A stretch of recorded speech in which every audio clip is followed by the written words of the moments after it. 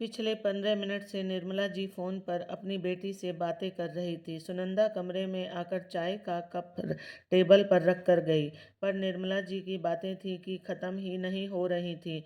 सुनंदा वापस रसोई में आ गई और अपना कप लेकर बाहर सोफे पर आकर बैठ गई।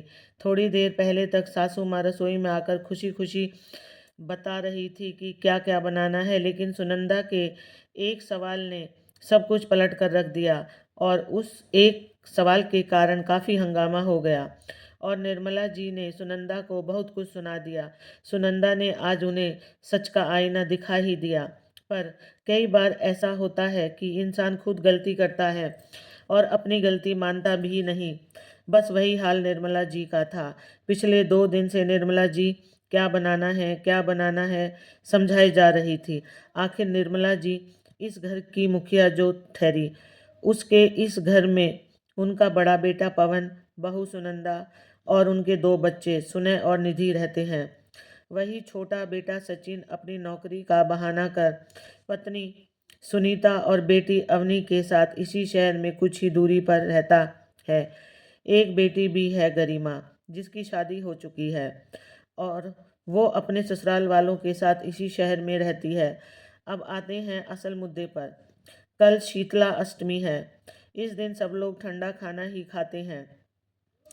इस कारण घर के सभी सदस्य कल ठंडा खाना ही खाएंगे। इसलिए कल के खाने की तैयारी की आज ही करनी थी। अब कल का दोनों वक्त का खाना, साथ ही आज का खाना, कुल मिलाकर 3 वक्त का खाना बनाना था। और खाने में भी कम वैरायटी नहीं, बल्कि बहुत सारी चीज़ें बनती थीं।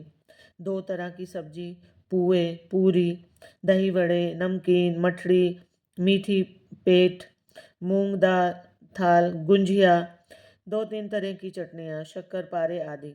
सूखे सामान के लिए तो एक दिन पहले भट्टी लगती थी। काफ़ी काम फैल चुका था और करने वाली सिर्फ अकेली सुनंदा। उस पर भी सबसे बड़ी बात यह है कि खाना सिर्फ इन 5 लोगों का नहीं बनेगा, नंद और देवर के पूरे परिवार के लिए बनेगा। देवर देवरानी की शादी को भी 7 साल हो चुके हैं, पर शीतला अष्टमी पर कभी मदद कराने यहाँ नहीं आती। बस पूजा करने और रीति रिवाज के समय यहाँ आती है और अपनी उपस्थिति दर्ज कराकर खा पीकर निकल जाती है। जाते जाते शाम का खाना भी पैक करा के ले जाती है। वहीं नंद की शादी को भी 13 साल हो चुके हैं, पर निर्मला जी का नियम है कि वो बेटी के घर खाना जरूर भेजती है। नंद के पूरे परिवार के लिए दोनों टाइम का खाना यहाँ से पैक होकर जाता है।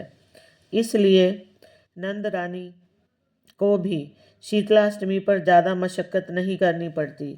वो तो बस रोटी रौब बनाकर रख देती है और उसी से दूसरे दिन दोनों सास बहू पूजा कर लेती हैं, क्योंकि पता है खाना तो उसके मायके से आ जाएगा। अब बची निर्मला जी।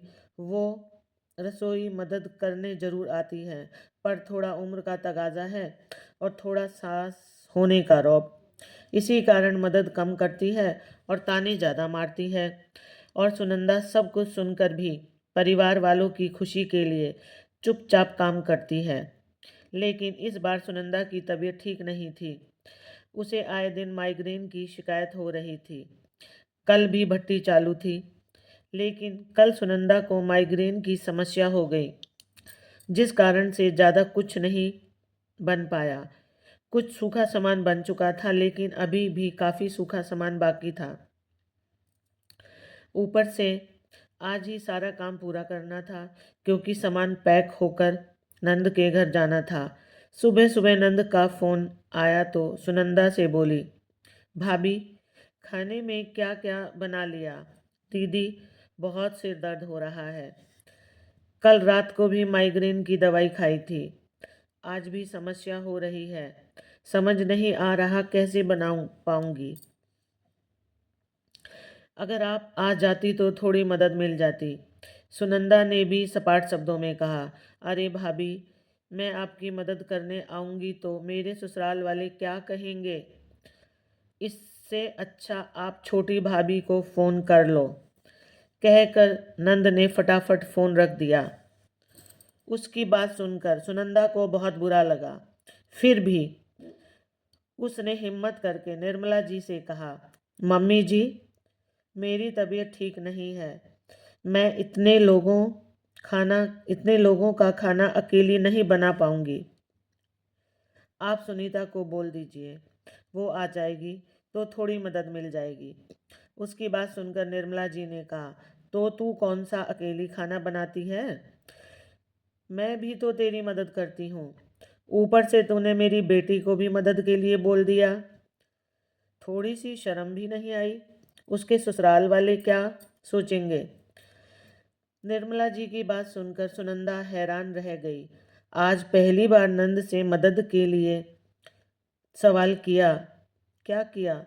इसमें इतनी जल्दी अपनी माँ को फ़ोन भी कर दिया। पर फिर भी बोली, मम्मी जी, ये सब बाद की बात है। अभी तो आप सुनीता को फ़ोन लगाइए। मैं क्यों फ़ोन करूं? तू खुद ही कर ले। छोटे नंद और देवर सुहा नहीं रहे तुझे। घर की बड़ी बहू है तू। अरे साल में उनके लिए एक बार बना लेती है तो कोई फर्क थोड़ी ना पड़ता है। सासू माँ भी बड़बड़ाती हुई सोफे पर बैठ गई। आखिर सुनंदा ने ही अपनी देवरानी को फ़ोन किया और जानबूझकर फ़ोन स्पीकर पर रख दिया। सुनीता, तुम आज आ जाती तो अच्छा होता। मेरी थोड़ी मदद हो जाती। मुझे बहुत सिर दर्द हो रहा है। मेरी थोड़ी मदद हो जाती। मुझे बहुत सिर दर्द हो रहा है। इतने लोगों का खाना शायद मैं नहीं बना पाऊंगी। अरे भाभी, आप पहले फ़ोन करती तो मैं ज़रूर आ जाती। अभी फ़िलहाल तो मैं अपने मायके आई हुई हूँ। यहाँ माँ की तबीयत थोड़ी ख़राब है, कहकर उसने भी फ़ोन रख दिया, क्योंकि वह जानती थी कि कैसे भी करके सासू माँ सुनंदा से खाना बनवा ही लेगी। सुनंदा ने सासू माँ की तरफ देखा तो उन्होंने सुनंदा को ही ताना मारते हुए कहा, अरे उसकी माँ की तबीयत खराब होगी तभी नहीं आई, वरना तेरी तरह कामचोर नहीं है वो। अरे मेरी छोटी बहू तो गुणों की खान है। सुनंदा को निर्मला जी की बातें बुरी तो बहुत लग रही थी, इसलिए उसने साथ की साथ सुनीता के मम्मी को फ़ोन लगा दिया और उनका फ़ोन भी स्पीकर पर रख दिया। जब उधर से उसकी मम्मी ने फ़ोन उठाया तो सुनंदा ने कहा, नमस्ते आंटी जी, कैसी हैं आप? बस बेटा मैं ठीक हूँ। कल शीतलाष्टमी है तो उसकी तैयारी कर रही हूँ। अच्छा, क्या आप सुनीता से बात करवा सकती हैं? मुझे कुछ ज़रूरी काम था।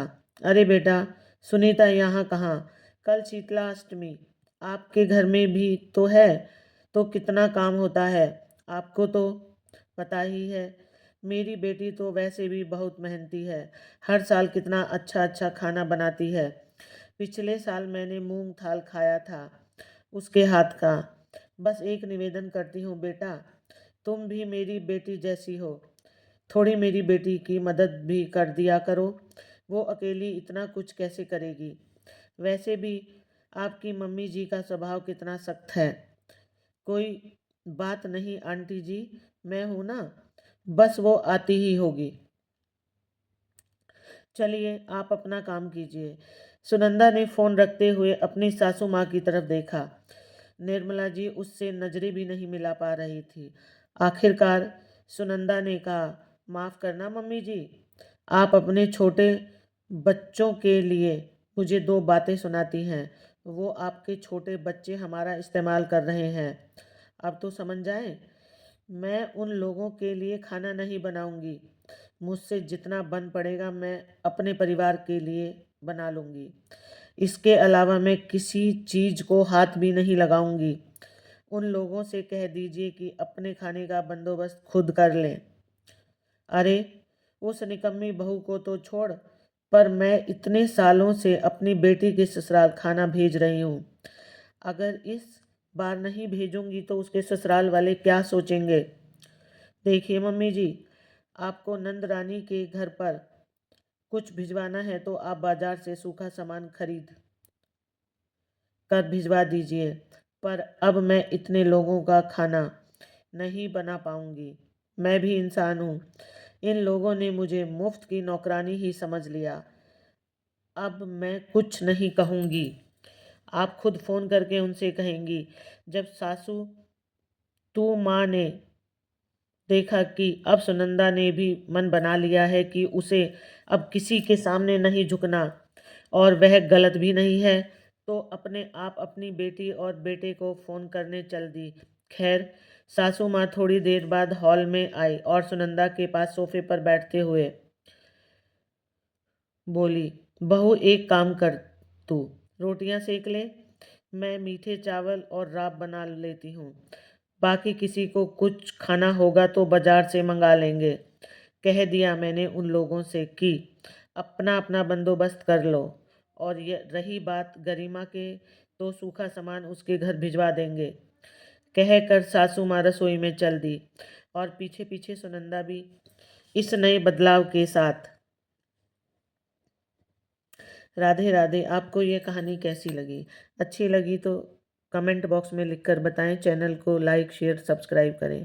धन्यवाद।